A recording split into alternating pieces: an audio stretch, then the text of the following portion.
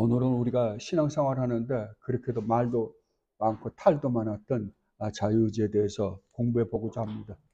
이 자유의지는 기독교에서 참 많이 연구도 하고 노력도 했지만 이것에 대해서 올바로 정의를 내리지 못한 것이 수세기에 걸쳐서 그랬던 것 같습니다. 왜냐하면 하나님이 절대적인 주권을 가지고 계신다고 한다면 인간의 자유의지는 과연 그 안에서 어떤 역할을 할 수 있는지, 인간의 자유의지가 하나님의 절대적인 주권에 어디까지 개입할 수 있는지에 대해서 상당히 많은 논증이 되었던 것 같습니다.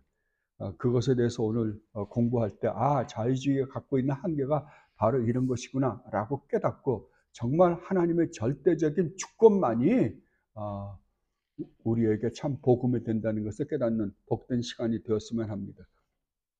지난주에 저희들이 나눠드렸던 자유의지 310페이지 그 프린트물을 한번 보십시오. 310페이지입니다.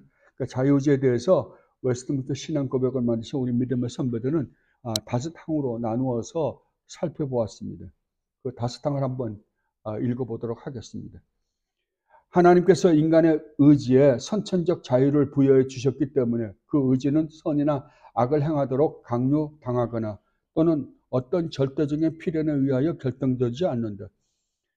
인간은 무지한 상태에서는 하나님 보시기에 선하고 그가 아주 기뻐하는 것을 원하며 행할 수 있는 자유와 능력을 소유하였으나 아직 가변적이어서 인간은 그 상태에서 타락할 가능성이 있었다. 인간은 타락하여 죄의 상태에 있으므로 말미암아 구원에 수반되는 영적 선을 행하고자 하는 모든 의지력을 완전히 상실했다. 그래서 자연인은 영적 선을 전적으로 싫어하고 죄로 죽어있기 때문에 그 자신의 힘으로는 자신을 회개시키거나 또는 회개에 이르도록 준비할 수가 없다. 하나님께서 죄인을 회개시켜 그를 은혜의 상태로 옮기실 때 하나님은 그가 당하고 있는 죄의 속박에서 자유케 하신다. 그리고 오직 하나님의 은혜로만 영적으로 선한 것을 그가 자유롭게 결심하며 행할 수 있게 하신다. 그렇지만 그가 남아있는 부패로 인하여 선한 것만을 전적으로 결심하지 못하고 악한 것을 또한 결심한다. 마지막 5항입니다. 인간의 의지는 오직 영광의 상태에 이르게 되는 때에만 전적으로 그리고 한결같이 자유로이 선만을 행할 수 있게 된다. 아멘. 이것을 여러분들이 가만히 들여다보면 1항과 2항은 처음에 하나님이 우리 인간을 창조하셨을 때, 아담과 하와를 창조하실 때 어떤 상태에 창조하셨는가? 그가 처음에 창조했던 아담과 하와는 어떠한 자유의지를 가지고 있었는지에 대한 논증입니다. 근데 3항은 또 뭐냐 그러면 3항은 그렇다고 한다면 아담과 하와가 타락한 이후에 태어난 모든 인간에게 자유의지는 뭐냐 이거죠. 타락한 인간은. 타락한 인간에게 인간이 가지고 있는 자유의지를 가지고 여기서 말하는 선은 하나님에 대한 겁니다. 그러니까 여기서 지금 말하는 선이라는 건 도덕과 윤리적인 관점에서의 선이 아니라 하나님에 관해서, 하나님에 관한 그 선, 하나님에 관해서 하나님과 올바른 관계를 가질 수 있는 실력이 인간에게 있느냐 없느냐 이거예요. 그러니까 선과 악을 선택하라고 했을 때 타락한 우리 인간에게는 하나님을 선택할 수 있는 능력이 있느냐? 없다는 거죠. 타락한 이후에는. 우리는 뭐만 선택하느냐? 하나님이 아닌 악만을 선택할 수 있는 자유의지밖에 갖고 있지 않다라는 게 3항입니다. 그리고 4항에서는 뭘 말하냐 그러면 그렇다고 한다면 구원받은 하나님의 백성들에게, 구원받은 하나님의 백성입니다. 구원받은 하나님의 백성들이 가지고 있는 자유의지는 뭐냐 이거예요. 우리는 타락한 우리 인간, 아담의 후손으로 태어나는 타락한 우리 인간에게는 하나님을 선택할 자유가 없잖아요. 우리에게는 오직 하나님이 아닌 죄만 선택할 수 있는 자유의지밖에 없었다고 한다면 이제 구원받은 하나님의 백성은 그렇게 죄를 지을 수밖에 없는 우리를 하나님이 구원하셨다고 한다면 구원받은 우리에게는 어떤 자유의지가 있냐 이거죠. 어떤 자유가 있다고요? 이제 구원받은 우리는 선을 선택할 수 있는 자유의지도 있고 악을 선택할 수 있는 자유의지도 있다는 거예요. 지금 그 말이거든요. 그러면 마지막으로 만약에 그렇다고 한다면 우리가 온전히 구원받아 하나님 나라 갔을 때 우리의 상황은 어떠냐 이죠. 우리의 자유의지는 어떤 역할을 하냐 이거죠. 하나님 나라 갔을 때는 어떻게 한다고요? 이제 하나님 나라 갔을 때는 더 이상 악을 선택할 수 있는 자유의지는 우리에게 없다는 거죠. 항상 우리는 뭐만 선택한다? 하나님을 기쁘시게 해드리는 것만 선택하며 사는 존재가 된다. 이거 이야기예요, 지금. 이걸 누가 제일 먼저 말했냐 그러면은 어거스틴입니다.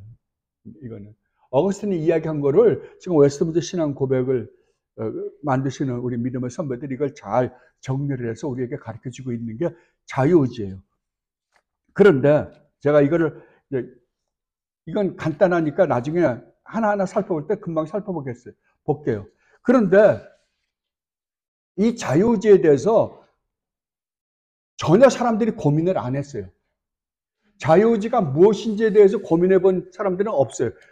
여러분들도 계속해서 이 세상에 살아가면서 인간에게는 자유의지가 있다는 이야기 수없이 했잖아요. 그런데 사람들이 사용하는 자유의지라는 말의 의미를 가만히 들여다보면 중구난방이에요. 그러니까 여러분들에게 만약에 제가 자유의지가 뭡니까? 라고 물어보면 여러분들 자유의지가 뭔지에 대해서 대답을 못 할 거예요. 정의를 못 내릴 거라고. 왜? 아무 생각 없이 인간에게는 자유의지가 있어 라는 것만 알고 그냥 사용했을 뿐이죠. 언어로 사용했을 뿐이지 거기에 그러면 자유의지란 말의 의미가 뭐예요? 그러니까 의지의 자유거든요. 의지의 자유라는 말의 의미가 대관절 뭘 의미하고 있습니까? 그 정의가 무엇입니까? 그러면 그 정의를 올바로 내리는 사람이 있었다 없었다? 한 사람도 없었다고. 한 사람도. 근데 성경을 연구하다가 조나단 에드워드 목사님은 성경을 가만히 연구하다 보니까 자유의지란 말을 수없이 사람들이 쓰게 쓰는데 자유의지에 대한 정의를 내린 사람이 한 명도 없는 거야. 그러면 의지란 말에 의지가 자유가 있다? 그러면 의지가 무엇이면 자유가 무엇인가에 대한 정의를 정확하게 내리지 않고 어떻게 이 단어를 사용할 수 있느냐가 퀘스천이 된 거예요. 그래서 조나단 에드워드 목사님이 그때서부터 고민해 보기 시작한 거예요. 거기에 대해서 여러분 이제 318페이지로 한번 가보십시오.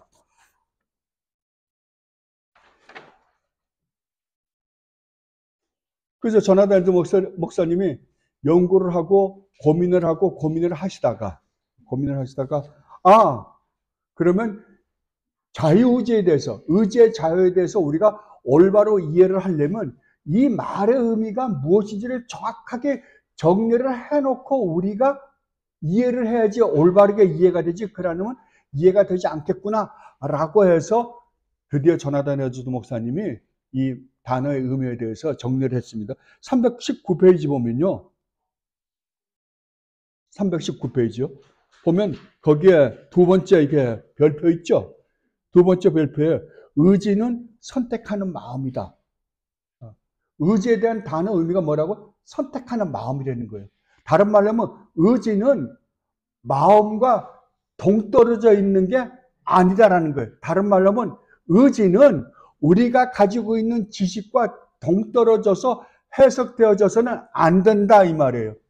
자, 그러면 의지라는 말이 뭐냐? 의지라는 것은 내가 무엇을 선택할 수 있는 능력인데 그 선택을 내가 어떻게 하느냐 이게 무엇이 나로 하여금 그것을 선택할 수 있게 만드냐 이거죠. 제가 지금 이 안에 이 두 가지가 있습니다. 오른쪽에는 이거 있고 왼손에는 이거 있고 이걸 두 개를 놓고 제가 어느 걸 하나 짚는다고 한다면 내가 왜 오른쪽에 있는 이걸 짚는가? 무엇이 나로 하여금 이것을 짚게 하는가? 라고 할 때 내가 이것을 짚고 싶어 하는 마음이 내 안에 있어야만 된다는 거예요. 그럼 내가 이것을 짚고 싶어 하는 마음이 내 안에 있어야 되는데 그러려면 뭐가 선행이 돼야 되냐? 이 마이크에 대한 지식도 있어야 되고 여기에 대한 지식도 있어야 된다는 거예요. 다른 말로 하면 여러분들이 내가 큰 형님 집을 방문할까? 작은 형님 집을 방문할까? 그러면은 큰형님 집을 큰형님 집을 방문하고 싶어하는 그런 어떤 동기가 나한테 있어야 되고, 또 작은형님 집을 방문하고 싶어하는 어떤 동기가 나한테 있어야 된다는 거예요. 그런데 그렇다면 나는 작은형님 집으로 가기로 했어. 그렇다고 한다면 무엇이 나로 하여금 작은형님 집으로 가게 했느냐, 나로 하여금 이 의지를 발동하게 했느냐라고 할 때, 그때 동기가, 어떠한 동기가 큰형님 집에 가는 것보다 작은형님 집에 가는 게 더 낫다라고 생각하는 어떤 동기가 나 안에서 발동했다는 거죠. 동기가. 쉽게 이야기하면, 내가 이제 내일 아침에 옛날에는 이제 돈을 우리가 옛날에 한국에 당좌 계좌를 갖고 있는 사람은 특별한 사람들이었어요. 그죠? 은행 구좌를 갖고 있는 사람은 특별한 사람들이었어요. 그러니까 은행 가서 돈을 찾아갖고 현찰로 갖고 다녔잖아요. 그래서 아이들 등록금도 다 갖다 현찰로 냈잖아요. 그죠? 그래서 내일 아침에 애 등록금을 내야 되는 날이라 등록금을 내려고 은행에서 돈을 찾았어요. 돈을 찾아가다가 강도를 만난 거예요. 강도가 돈을 달라 그럴 때 여러분 어떻게 합니까? 그때 인간은 생각한다는 거예요. 그 순간에도 인간은 생각한다는 거예요. 무엇이 나에게 가장 현명한 생각인가? 무엇이 나에게 가장 유익한가? 무엇이 나에게 가장 우선인가를 생각한다는 거예요, 순간적으로. 그래서 이거는 내일 내가 이 돈을 학교에다가 등록금을 바치지 않으면 우리 애가 학교를 못 간다. 그러면 이걸 더 중요하게 생각하면 목숨 건다는 거죠. 안 준다는 거죠. 우리는 보통 강도 만나서 돈 달라 그러면 돈을 안 주는데, 안 주면 강도가 총을 쏴서 죽였다. 그러면 그거 죽어 말지 그러잖아요. 그렇게 안 된다는 거예요. 순간적으로 사람은 그 상황에서 무엇이 더 낫는가를 판단한다는 거예요. 더 우선인가를. 그러니까 이게 더 중요하다고 생각하면 그 돈을 안 주고 갖고 있다가 총 맞아 죽는 거예요. 그러니까 의지라는 건 그냥 내가 아무 생각 없이 어떤 중립적인 상태에 있는데 내가 이걸 선택할까 저걸 선택할까 아니라 거기에 대한 지식과 함께 거기에 반드시 내가 무엇을 하는 게 더 낫는가에, 더 우선인가에 선택을 하기 위해서, 선택을 해서 그 순간 그 동기가 부여됨으로 말미암아 그것을 선택한다라는 것을 전하다던 목사님이 알아낸 거예요. 그래서 의지는 독립적이다 아니다? 절대 아니라는 거죠. 자, 그렇다고 한다면, 자, 인간이 타락을 했어요. 타락을 했는데 하나님과 처음에 인간이 창조됐을 때에는 하나님을 선택하고 하나님이 아닌 걸 선택한다고 한다면 무엇이 더 우선일까요? 인간에게. 죄가 하나도 없는 상태니까 하나님일 거 아니에요. 그죠? 하나님께 더 마음이 쏠릴 거 아니에요. 그러니까 하나님을 계속 섬기고 경배하고 있었어요. 근데 사탄이 와서 유혹을 하니까 또 하나 선택할 수 있게 생겼어요. 그러면 나는 죄가 하나도 없는데, 이제 중립적이잖아요. 죄가 없는데 하나님을 선택할까? 여기 와서 사탄이 우리를 겸허하게 유혹을 하는데 유혹을 하는 그것을 선택할까? 라는 중립적인 어떠한 능력을 갖고 있는 거예요, 양쪽 다가. 그때 인간은 뭘 선택했어요? 이걸 선택했단 말이에요. 사탄 편을 들기로 마음을 먹고 선택을 한 거예요. 그래서 타락해버렸잖아요.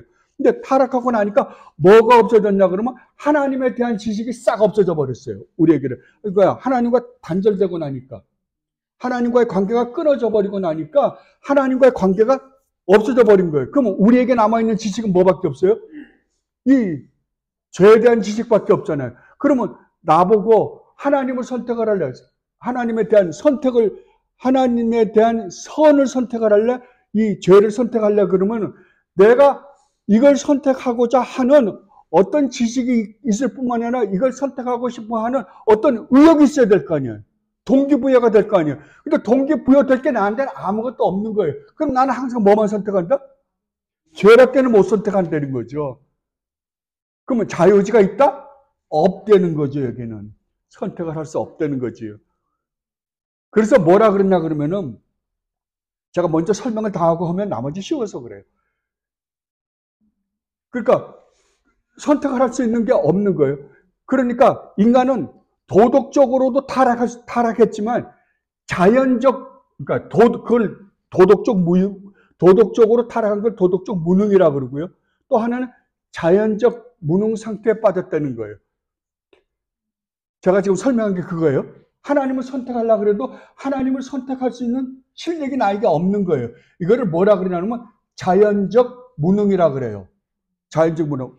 이게 예를 들면 참 얘가 참 좋아요. 사자한테 앞에다가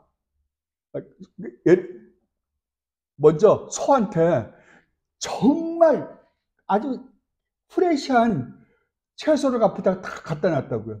배추라든지 뭐 맛있는 거 다 갖다 놨다고 쳐봐요. 소가 어떨까요? 먹을까요? 안 먹을까요? 소가요. 아니, 소가 야채를 주면 프레시한 야채를 주면 얼마나 좋아하겠어요? 잘 먹을 거 아니에요. 그런데 사자 앞에다가 프레시한 야채를 잔뜩, 여물을 갖다가 잔뜩 놔주면 사자 어떡할까요? 야, 이거 소가 옆에서 그러는 거야. 야, 이거 진짜 맛있는 거다. 너 먹어봐. 사자는 어떻게 한다고요? 안 먹는다고요. 이게 자연적 무능이라고요. 앞만 좋은 거 놔도 안 먹는다고요. 그러니까 아무리 하나님이 아름답고 좋으시고 영광스럽고 하나님을 인자하고 자비로우신 분이라고 하더라도 인간이 자연적 무능에 걸려있기 때문에, 타락한 이후로는 자연적 무능에 걸려있기 때문에 하나님을 선택한다 안 한다? 사자가 아무리 맛있는 야채를 앞에다 놔도 안 먹듯이 하나님을 선택하지 않는다. 이것을 깨달은 거예요. 이것을 깨달은 거예요.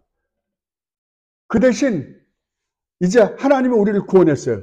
허물과 죄로 죽었던 우리를 살렸다라는 것은 하나님에 대한 인식이, 우리가 잃어버렸던 하나님의 형상을 회복시켜 줌으로 말미암아 하나님에 대한 인식이 있잖아요. 그런데 이제 우리는 뭐에 대한 인식도 있다? 죄에 대한 인식도 있어요. 그러면 우리 보고 너 하나님을 선택할래? 죄를 선택할래? 그러면은 이제 구원받은 하나님의 백성들에게는 뭐가 있다? 하나님을 선택할 수 있는 실력도 있고 하나님을 선택하지 않을 실력도 우리에게 있다는 거죠. 그 갈등을 겪고 살아가는 사람들을 성도다 그러는 거예요. 알겠습니까? 그런데 나중에 하나님 나라 가요. 하나님 나라 가니까 뭐가 없어져 버리는 거. 하나님 나라는 이제 온전히 우리가 하나님처럼 의롭고 거룩하고 선한 존재가 돼요. 거기는 악이 하나도 없어요. 악이 하나도 없다고 한다면 사자가 여보를 줘도 안 먹듯이 거기에 가면 죄가 없는데, 죄에 대한 인식이 하나도 없기 때문에 죄를 선택하라 그래도 죄를 선택할 수 있는 실력이 없다 그러는 거예요. 지금 그 이야기를 1항서부터 하는 거예요. 이제 알겠습니까? 자유의지가 뭔지? 근데 우리는 잠깐 무슨 생각하면 자유의지 그러면은 내 의지 자체가 자유롭다고 생각하는 거예요. 의지가 자유롭다고 의지가 자유로워요? 아니에요. 의지는 항상 뭐의 지배를 받는다? 마음의 지배를 받는다고요. 지식의 지배를 받는다고. 알겠습니까? 그러니까 자유의지란 말은 우리가 함부로 그러니까 정확한 정의도 내려보지 못한 상태에서 우리는 자유의지란 말을 함부로 사용했구나라는 것을 조나단 목사님이 안 거예요. 그리고서 조나단 목사님이 자유의지는 바로 우리의 지식과 우리의 마음에 영향을 받는다.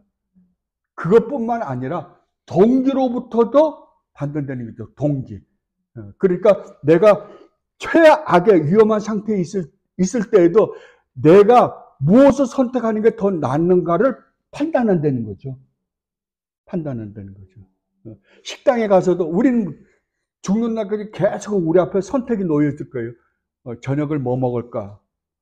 밤낮 고민하잖아요. 계속 선택해 나가는 거니까.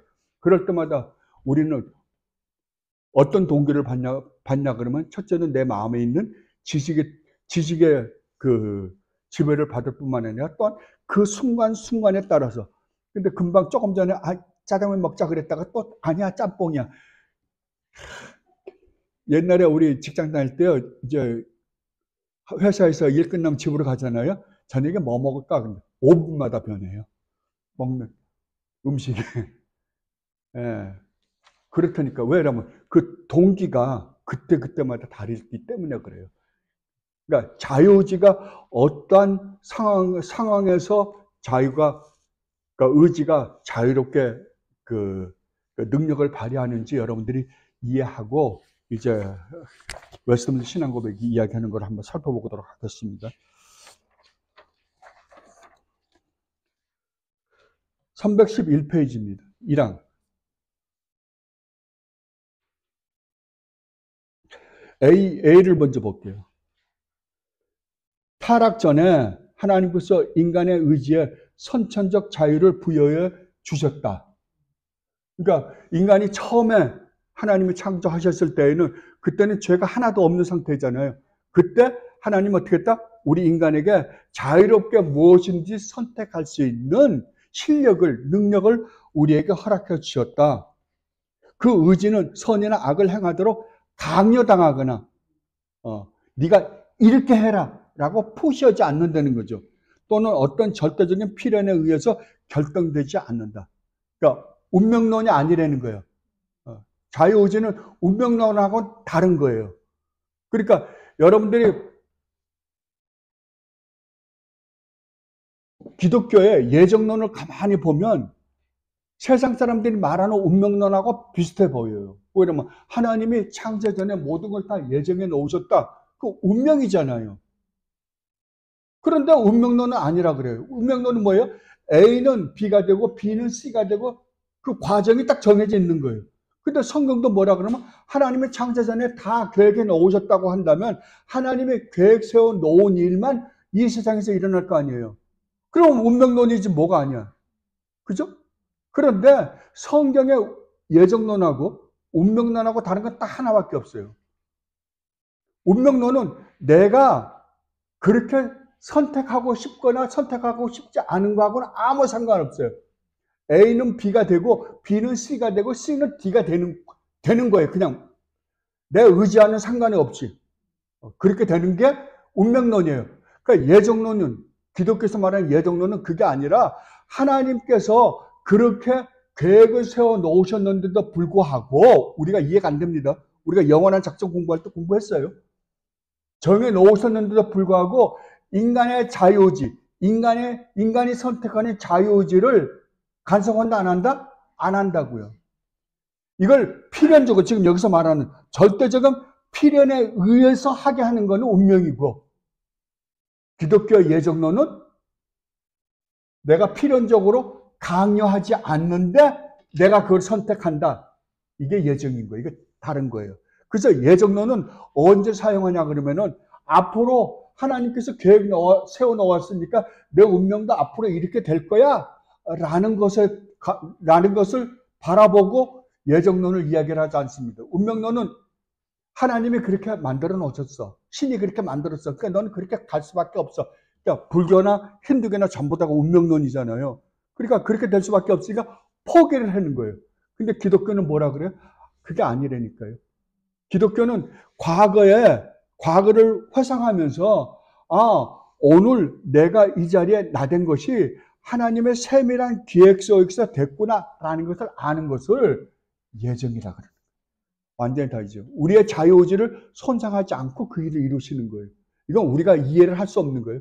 우리 인간의 지혜를 갖고는 죽었다 깨도 안 돼요. 그 이야기가 비번이에요. 의지는 선이나 악을 강요를 당하거나 어떤 절대적인 필연에 의해서, 운명에 의해서 결정되지 않는다고요. 누가 선택하는 거예요? 우리가 선택하는 거라는 거죠. 그 자유의지가 처음에 아담과 하와가 창조되었을 때는 있었다 없었다? 있었다고요. 처음에는. 네. 그리고 이 항에서 이렇게 이야기합니다. 인간은 무지한 상태에서는 하나님 보시기에 선하고 그가 아주 기뻐하시는 것을 원하며 행할 수 있는 자유와 능력을 소유하였으나 그러니까 처음에는 하나님이 창조하셨을 때는 인간에게 아주 자유로운 이걸 A를 선택할까 B를 선택할까라는 중립적인 자유를 인간에게 허락하셨다 이거예요. 그런데 B번이 재밌습니다. 아직 가변적이어서 인간은 그 상태에서 타락할 가능성이 있었다. 그런데 사탄이 들어왔잖아요. 사탄이 와서 하나님이 말씀하셨어요. 넌 선과 악을 알게 하는 동산에 있는 모든 나무의 열매는 네가 마음대로 먹어라. 그러나 동산 중앙에 있는 나무 열매는 먹지 말라. 먹는 날에 결코 죽는다라고 하나님 말씀하셨어요. 근데 사탄이 와서 뭐라 그러냐 그러면 야 그거 아니야. 그런 의미가 아니야. 하나님이 왜 너로 하여금 그걸 못 먹게 한 줄 아느냐? 왜냐하면 그걸 먹으면 네가 하나님과 같이 될까 봐 먹지 말라 그랬던 거야.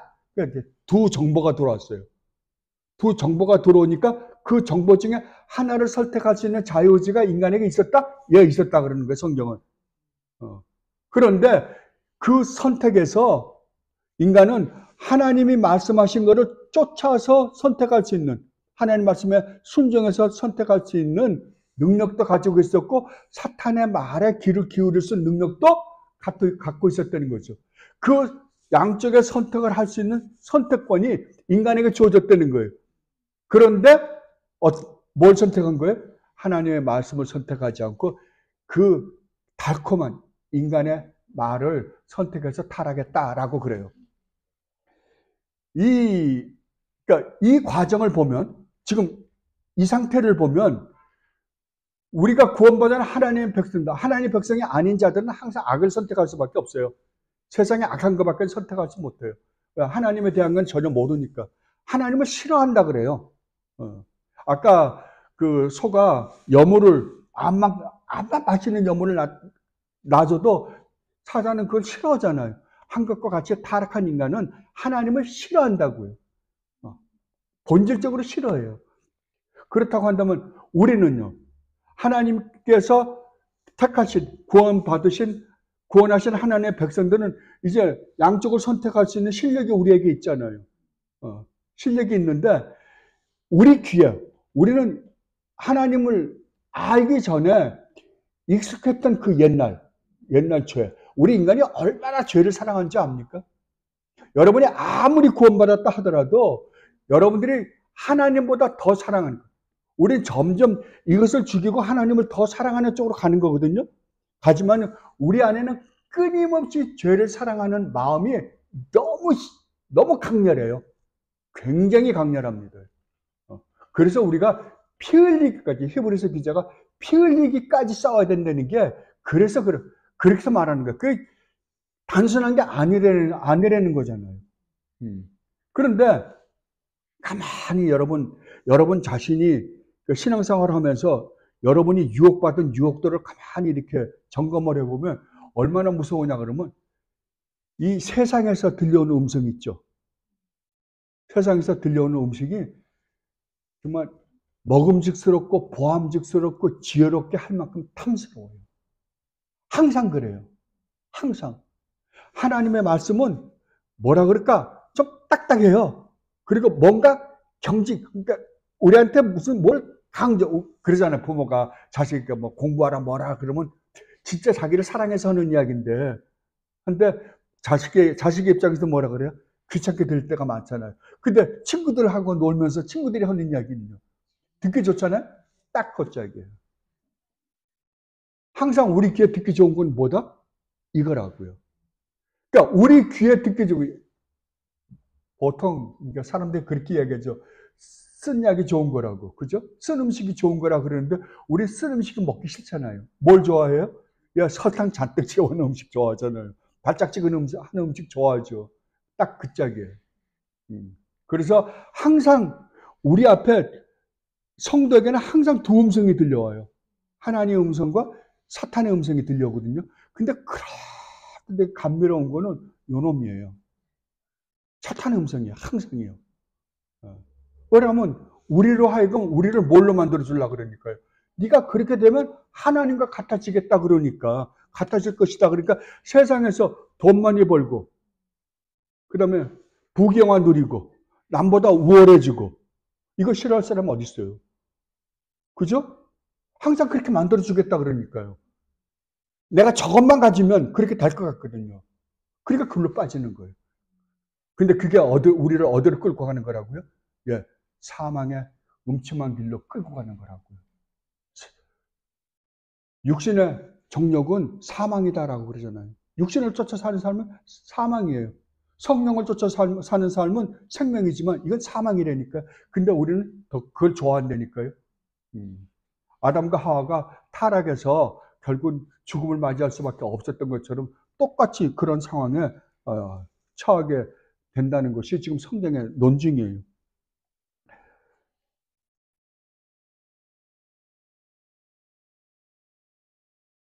그리고 이 양에서요.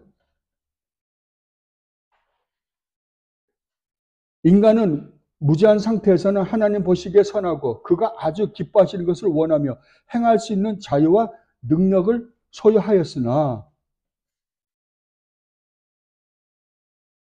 아직 가변적이어서 인간은 그 상태에서 타락할 가능성이 있었다. 그리고 사망으로 한번 가보십시다요. 312페이지입니다. 사망입니다. 인간은 타락하여 죄의 상태에 있음으로 말미암아 구원에 수반하는 영적 선을 행하고자 하는 모든 의지력을 완전히 상실했다. 그래서 자연인은 영적 선을 전적으로 싫어하고 죄로 죽어 있기 때문에 그 자신의 힘으로는 자신을 회개시키거나 또는 회개에 이르도록 준비할 수 없다. 먼저 뭐라고요? 인간은 타락하여 죄의 상태에 있음으로 말미암아 구원에 수반하는 영적 선을 행하고자 하는 모든 의지력이 완전히 어떻게 됐다고? 상실되었다고. 인간은 철저히 타락했으며 철저히 무능한 상태에 있는 존재들이다라고 이야기하는 거예요. 소가 여물을 먹을 수 없듯이 타락한 인간은 선을 행할 수 있는 능력이 있다 없다? 없다고요. 더 이상 없다고요. 그래서 자연인은 영적 선을 전적으로 싫어하고 죄로 죽어 있기 때문에 그 자신의 힘으로는 자신을 회개시키거나 또는 회개에 이르도록 준비할 수가 있다 없다? 없다고요. 없다고요. 그러니까 아무리 복음이 좋고 아무리 하나님 말씀을 전해줘도 인간은 이 복음을 듣고 그래 이거야말로 우리에게 하나님께서 주시는 유일무이한 마지막 선물이야 라고 선택할 수 있는 선택권이 자유의지가 우리에게는 타락한 인간에게는 절대 없다고요. 그렇다면 하나님이 이 복음을 우리에게 전해줘봐야 우리에게는 아무 의미 없는 거죠. 그러면 우리가 어떻게 구원을 받을 수 있느냐라고 할 때 사장에서 이렇게 이야기합니다. 하나님께서 죄인을 회개시켜 그를 은혜의 상태로 옮기실 때 하나님은 그가 당하고 있는 죄의 속박에서 자유케 하신다. 그리고 오직 하나님의 은혜로만 영적으로 선한 것을 그가 자유롭게 결심하며 행할 수 있게 하신다. 그렇지만 그의 남아있는 부패로 인하여 선한 것만을 전적으로 결심하지 못하고 악한 것을 또한 결심한다. 먼저 뭐라고요? 하나님께서 죄인을 회개시켜 그를 은혜의 상태로 옮기실 때 하나님은 그가 당하고 있는 죄의 속박에서 자유케 하신다. 다른 말로 하면 하나님이 우리를 허물과 죄로 죽었던 우리를 살려놓기 전에 우리가 할 수 있는 일은 아무것도 없다는 거예요. 그러면 우리를 살려놓는 일은 누가 하시는 거예요? 전적으로 하나님이 하시는 일이죠. 전적으로 하나님이 하시는 일. 하나님이 우리를 하나님의 은혜로 살려놓기 전에는 할 수 있는 게 아무것도 없다는 거죠. 그리고 하나님은 우리를 그 죄의 속박에서 우리를 건져내 주심으로 말미암아 우리의 죄의 문제를 해결해 주시고 죄로부터 율법으로부터 온전히 자유롭게 해 주셨을 때만이 우리는 뭘 선택할 수 있다? 선을 선택할 수도 있고 악을 선택할 수 있는 자유도 우리에게 생긴다라고 이야기하는 겁니다. 그 비본이 이렇게 이야기하죠. 그리고 오직 하나님의 은혜로만 영적으로 선한 것을 그가 자유롭게 결심하며 행할 수 있게 하신다. 그러니까 하나님께서 우리에게 은혜를 베풀어서 우리를 허물과 죄로 죽었던 우리를 살려놓기 전에 우리에게 새 생명을 부여해 주시기 전에 우리가 참되게 하나님을 선택하고 하나님 말씀을 순종하고 하나님을 쫓아 살 수 있는 인간은 아무도 없다는 거죠. 다른 말로 하면 이제 우리에게 이제 진짜로 구원받은 하나님의 백성들에게만 이제 진짜의 자유의지가 생겨났다라고 이야기하는 거예요. 그렇지만 그에 남아있는 부패로 인하여 선한 것만을 전적으로 결심하지 못하고 악한 것을 또한 결심한다. 비록 우리가 허물과 죄로 죽었다는 우리를 하나님께서 살려놓으셨지만 우리 인간은 아직까지 우리 안에 죄악된 본성이 남아있기 때문에 하나님의 말씀을 쫓아 순종하고 싶어하는 마음도 있음과 동시에 또한 뭐가 있다? 죄를 쫓아 살고 싶어하는 마음도 우리 안에 있다고요. 이게 성도라고. 그러니까 이제 진짜 자유주는 우리가 갖고 있는 거죠. 이제 이 갈등 속에서 살고 있는 사람들이 성도다라고 하는 거예요. 그럼 우리가 어떻게 해야지 이 죄악된, 우리는 뭘 더 사랑하냐면 우리가 습관적으로 태어나면서부터 죄를 더 사랑하는 사람들이에요. 죄를 더 사랑하는 사람들을 어떻게 하면 하나님을 더 사랑하게 하는가? 제일 중요한 거는 아까 제가 지식이라 그랬잖아요. 내가 그걸 선택하는데 가장 중요한 지식은 십자가입니다. 십자가 은혜예요. 십자가 은혜를 내가 얼만큼 내가 이해하느냐에 따라서, 내가 느끼냐에 따라서 이 죄를 치열하게 미워하고 싫어하고 그리고 하나님의 뜻을 쫓아 살고 싶어하는 마음이 그때 생기는 거예요. 동기부여가 그때가 되는 거라고요. 그러지 않고는 안 돼요. 근데 우리는 십자가는 이미 다 알았다고 생각해요. 아닙니다요. 십자가는 처음에 우리를 구원할 때 하나님이 우리를 구원하신 방법도 십자가지만 우리를 거룩한 하나님의 백성으로 만들어 가는데도 십자가 은혜는 항상 우리 앞에 있어요. 그 십자가 은혜가 아니고서는 우리가 하나님의 말씀을 쫓아 선한 삶을 살 수 있게 하는 것은 아무것도 없어요. 십자가만이 유일하게 우리에게 동기부여를 해주시는 거예요. 아까 그랬잖아요. 전하대주 목사님이. 우리가 심각한 상황에 처해 있더라도 그때 내가 무엇을 하는 게 더 나은가를 선택해서 그 동기부여되는 것을 쫓아서 한다고요. 목숨을 걸고. 다른 사람 볼 때는 미련하게 볼지 몰라요. 돈 그거 잃어버리고 나면 또 벌면 되지만 목숨을 잃어버리면 안 되잖아 라고 하지만 그 상황에서는 내 아들 등록금 잃어버린 게 더 나한테는 가치 있다라고 생각하니까 그때 목숨을 버린다는 거죠. 그러면 나로 하여금 우리 주님을 더욱더 사랑하고 우리 주님의 말씀에 더욱더 순종하며 살게 하게 하는 동기부여가 뭐냐? 항상 십자가예요. 항상 십자가. 여러분들이 신앙생활 하다가 조금 힘이 들거나 또 이런 어려운 고난이 있거나 여러 가지 일이 있을 때 여러분들은 항상 어디로 가야 되냐 그러면 여러분이 이를 악물고 결심하고 그래 그렇게 하지 말아야지 이런 죄를 짓지 말아야지 라고 100번 1000번 결심해봐야 아무 의미 없습니다. 아무 의미 없어요. 조금 도움이 될지는 모르지만 그것도 금방 무너져 버려요. 항상 어디로 가라? 십자가예요. 우리 주님 예수 그리스도예요. 하나님이신 그분이 인간의 몸을 입고 내려오셔서 나는 비록 그 하나님 앞에 말도 할 수 없는 그 무시무시한 그냥 하나님을 모욕하고 멸시하고 무시하는 죄를 지었는데도 불구하고 그분이 인간이 되셔서 나 같은 걸 위하여 내가 그분에게 저지른 그 죄로 말미암아 받아야 되는 그 무시무시한 저주를 하나님의 진노를 십자가에서 그 몸을 갈기갈기 찢기시기까지 하시고 죽어주심으로 말미암아 나를 구원해 주신 그 구원의 놀라운 은혜가 아니고는 우리에게는 동기부여가 안 돼요. 항상 글로 가셔야 돼요.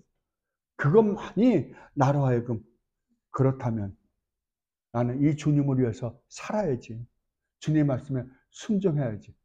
라고 결심하고 가는 거예요. 그러니까 항상 글로 가십시오. 항상 십자가예요. 십자가만을 바라보며 가시기를 바랍니다. 그리고 마지막 5항에서는 이렇게 이야기합니다. 인간의 의지는 오직 영광의 상태에 이르게 되는 때에만 전적으로 그리고 한결같이 자유로이 선만을 행할 수 있게 된다. 우리가 정말 우리는 지금 여러분 다 그럴 거예요. 여러분들이 정말 예수 그리스도를 만나 구원받은 하나님의 백성들이라고 한다면 우리가 비록 죄는 짓고 살지만 우리 마음은 항상 내가 어떻게 하면 우리 주님을 기쁘시게 해드리고 어떻게 하면 주님께 전적으로 100% 순종하며 살 수 있을까? 라는 생각을 다 갖고 있을 거예요. 그게 없다면 그건 성도가 아닐 거예요. 그렇게 살고 싶은데 그렇게 살지 못하는 나를 바라볼 때 회개하고 가슴을 찢고 그 다음에 무릎을 꿇고 눈물 흘리고 그러는 거잖아요. 그래서 기도하는 거잖아요. 그러면서도 불구하고 또 어떤 때는 또 그냥 어떻게 살다 보니까 또 나도 모르는 사이에 죄를 짓고 있는 내 모습을 봐가면서 또 탄식하고. 그러면 우리는 항상 뭐라 그러냐면 그렇다면 내가 온전히 오직 우리 주님만을 바라보고 우리 주님만을 사랑하고 주님만을 의지하고 우리 주님을 기쁘시게 해드리는 게 내 삶의 전적인 소망이 되어서 살아갈 수만 있다면 얼마나 좋을까 이런 생각을 할 거 아니에요. 그게 언제라고요? 예. 그게 언제겠어요? 예. 여러분이 이 육신의 장막을 벗고 영원히 하나님 나라에 가는 그 순간에 이 일이 이루어진다고 성경은 이야기하고 있어요. 그러면 내가 그 싸움을 이 세상에서 얼마나 투철하게 하느냐에 따라서 해보느냐에 따라서 그 사람은 뭘 갈망할까요? 하나님 나라를 갈망하겠죠. 정말 이 세상에서는 내가 아무리 그렇게 하고 싶어도 되지 않는 것. 그러나 마음으로는 정말로 우리 주님을 사랑하고 우리 주님을 기쁘시게 해드리고 싶고 우리 주님을 영화롭게 해주고 싶은 마음인데 그렇지 못하는 나의 현 상태. 이걸 보면서 가슴을 찢고 회개하고 하니까 만약에 그런 상황이 나에게 온다면 바로 그 순간이 얼마나 좋을까라고 생각할 거 아니에요. 그래서 성도는 죽음을 두려워하지 않는 거예요. 성도는 불교처럼 내가 내 자신을 쳐서 복종해서 죽음을 승화시키는 게 아니라고요. 초월하는 게 아니라 기쁨으로 맞이하는 거예요. 왜? 그날 내가 이 육신의 장막을 벗고 가는 그 순간 나는 주님 나라에 가서 영원히 우리 주님을 바라보며 주님을 기뻐하며 주님을 즐거워하며 그 주님을 영원히 영화롭게 하며 살 수 있는 존재가 될 것인 줄 알기 때문입니다. 그래서 성도의 죽음과 세상 사람들의 죽음은 완전히 다른 거예요. 그럼에도 불구하고 이러한 교리들이 올바로 가르쳐지지 않고 있기 때문에 똑같아요. 예수를 믿는 사람이나 예수를 안 믿는 사람이나 무서워하는 것 똑같고요. 두려워하는 것 똑같고요. 근심 걱정하는 것 똑같아요. 아닙니다. 왜 우리가 이런 성경 공부를 하느냐고 하면 바로 성경이 말하고 있는 성경이 우리에게 주고자 하는 참 축복이 무엇인지 우리를 하여금 깨달아 알게 해주셔서 뭘 어떻게 하려고요? 진짜 사랑이라는 것이 뭔지 알게 하려고요. 진짜 우리 주 예수 그리스도를 말미암아 우리에게 주어진 하나님 나라의 축복이 얼마나 놀라운 것인가를 깨달아서 뭘 바라보게 하려고요? 우리의 소망을 이 땅이 아닌 오직 하나님 나라만을 바라보며 살게 해주기 위해서 우리에게 이런 고백을 하라 그러는 거예요. 그래서 사도 바울이 골로새서에도 그렇게 이야기하신 거잖아요. 네가 그리스도와 함께 살리심을 받았다라고 한다면 이제 땅의 것을 바라보지 말라고요. 뭘 바라보며 살라고요? 하늘나라를 바라보며 살라고요. 다른 말로 하면 하나님 나라가 얼마나 아름다운 나라인지 하나님이 다스리는 그 나라가 얼마나 행복하고 얼마나 영광스러운 나라인지를 바라보고 그 나라를 바라보는 삶으로 그 소망으로 하루하루를 살아가라 라고 이야기하신 거예요. 이 삶을 살아가는 여러분들이 되시기를 진심으로 바랍니다.